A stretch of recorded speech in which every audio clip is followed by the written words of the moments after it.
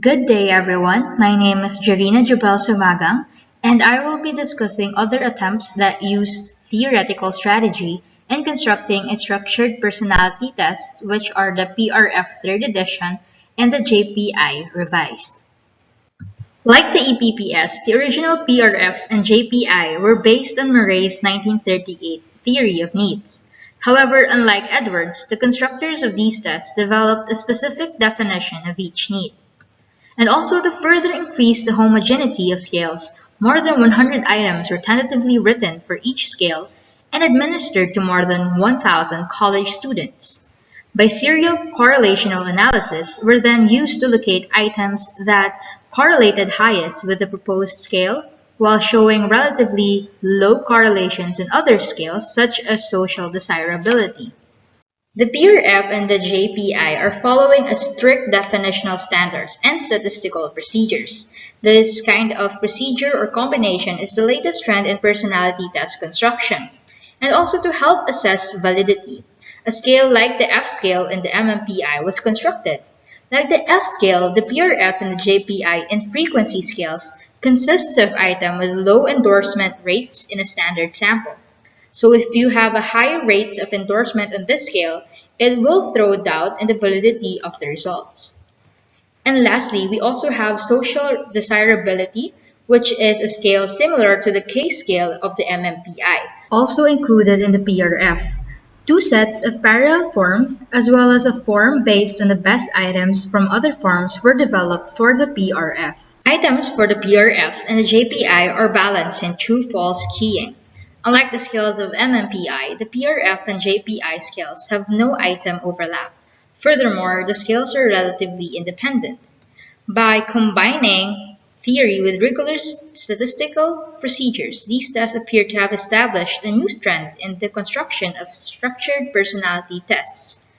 As well as with other structured personality tests, however, the PRF has yet to challenge the MMPI and the MMPI-2 in terms of both clinical and research and status. So let me give you a brief overview of what is a personality research form. So the time of taking of this kind of test is usually for 45 minutes to complete. And it is from age 13 years old and up. It was developed by Douglas Jackson and it was designed to yield scores for personality traits relevant to the functioning of individuals in a wide variety of situations. And it is based largely upon Murray's framework of theory of needs for a description of personality. Next, the PRF is also comprised of 352 true and false items. And finally, the PRF is intended primarily for research purposes. So now let's go ahead and discuss Jackson Personality Inventory Revised. This test usually takes about 45 minutes to complete. Age 16 years old and up can take this test, and it is designed to assess personality traits to predict an individual's behavior in a variety of settings and environment. It usually contains 300 true or false items and can be used to assess normal adult personality. In the latest revision of the JPI, the form is consisting of 15 skills for use with high school students through college students and adults. These 15 skills have been organized in terms of 5 higher order dimensions, namely analytical, extroverted, emotional, opportunistic, and dependable. So in this slide, you can see the trait descriptions for the Jackson Personality Inventory. These are the 15 scales. Let's talk about self-concept. What is self-concept? Self-concept is a set of assumptions a person has about himself or herself. According to Schwann, Chan, Schneider, and McClurty 2007, what you believe to be true about yourself will strongly affect your behavior. So the extent to which you use your leadership skills or other abilities is influenced by your self-concept. And several adjective checklists have been developed to evaluate self-concept. And these are the example. First is the Gog's adjective checklist. In here, it contains 300 adjectives in alphabetical order. Another example is the Peters-Harris Children's Self-Concept Scale, 2nd edition, which contains 80 statements and requires a yes or no response. Another example of an adjective checklist is the Tennessee Self-Concept Scale, 2nd edition. In here, it is a formal paper and pencil test that's supposed to measure self-concept data. Now let's talk about Carl Rogers' theory of the self. According to Carl Rogers, self is organized to remain consistent. New experiences that are consistent with a person's self-concept are easily integrated. Now, if it is inconsistent with the self-concept, it tends to be denied or distorted. So to evaluate self-concept, Roger used a Q-sort technique in which a person receives a set of cards with appropriate questions. They are then instructed to make two sorts of the card. The first describes who the person really is, or his or her real self. The second one would describe what he or she should be, that or his ideal self. According to Rogers' theory, it predicts that large discrepancies between real and ideal selves reflect poor adjustment and low self-esteem. Let's talk about combination strategies. Here, in the modern trend, we now use a mixture of strategies for developing structured personality tests.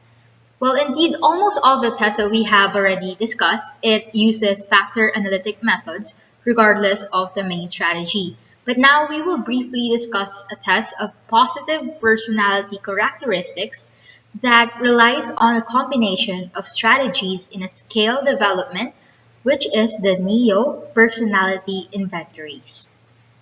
The early attempts of personality measurement focused on the negative aspects of a person, like anxiety, depression, and other manifestations of psychopathology. But then research suggested that maybe it is advantageous to evaluate individuals' positive characteristics in an attempt to further understand them. So an early research by Kobasa 1979 suggested that stressful situations can be better endured by people high on the trait of hardiness. Similarly, Ventura 1986 said that individuals with a strong sense of self-efficacy are better to persevere in the face of hardships. So if we can assume that all they said was true, then we can assume that the ability to live a satisfying life, even in the midst of stress and hardship, depends on the positive personal characteristics rather than only on the absence of psychopathology or the negative effect.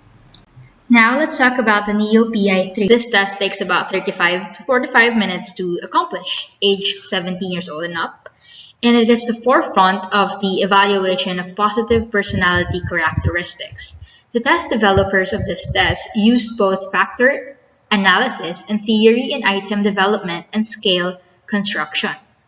And it is quite ambitious because it attempts to provide multi-purpose inventory for predicting interest, health, and illness behavior, as well as it is heavily researched during the last decade. And we can identify three broad domains, which is the N, E, and O. Neo-domains. N is for neuroticism, defined primarily by anxiety and depression.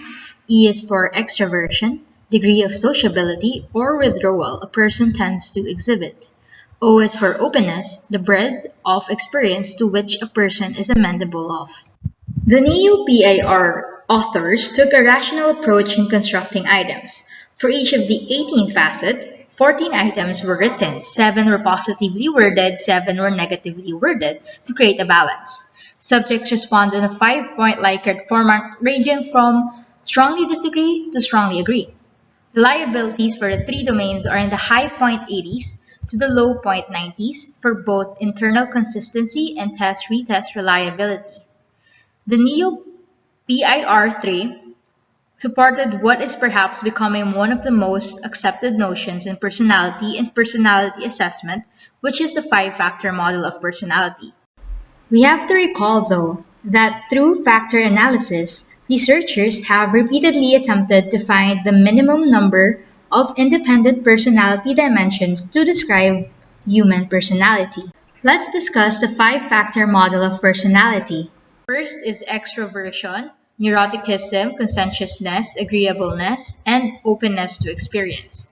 Extroversion is the degree to which a person is sociable or leader-like or assertive. Neuroticism is the degree to which a person is anxious or insecure.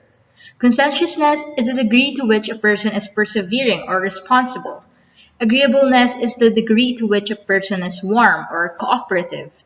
Openness to experience is the degree in which a person is imaginative and curious. Well, did you know that conscientiousness created two facets, which is achievement and dependability? It is also found to be valid as a predictor of performance in all occupations studied. It is also positively correlated with effective styles of coping with stressful situations. And under neuroticism, Barrick et al. 2001 said that the absence of this factor could be predictive of performance.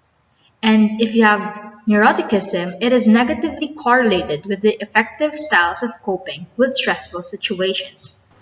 In addition, high neuroticism predicted lower scores on the satisfaction with life scale. Now let's talk about openness. Under the openness, it is correlated significantly with crystallized intelligence, and the traits of openness, agreeableness, and extroversion were found to be beneficial in predicting success in specific job settings. In addition, Judge and Bono 2000 found that extroversion and agreeableness were effective in predicting transformational leadership.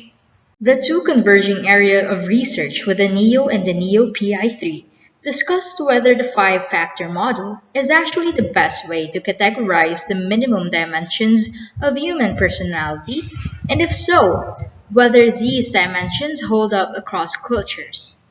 As indicated in the earlier chapter, researchers have always turned to question whether there is one general factor of personality that occupies the apex of hierarchies of both personality and personality disorders. So first, Rushton and Irving cross-validated data that indicated a two-factor solution. The alpha was labeled stability and the beta was labeled plasticity. Then, using meta-analysis, the researchers found evidence of a single model, which was then tested and confirmed in a representative sample. So can the five factors be applied across culture? So the testing of this hypothesis is actually possible because the NEO-PIR has been translated in numerous languages. So finding that the data from the Filipino and the French translations tend to parallel US data in support of the five-factor solution, some researchers have made the bold claim that the five-factor model is biologically based human universal. Huang, Church, and Katigbak reported that even though the factor structure may be similar for Filipino populations, the mean scores tended to be different across populations, as well as translated testing materials had slightly different meanings to the Dutch and Italian. And according to a study that was made in Kuwait of approximately 3,500 university students and employees, the NEO is not valid or a reliable inventory to assess personality in the Kuwait society.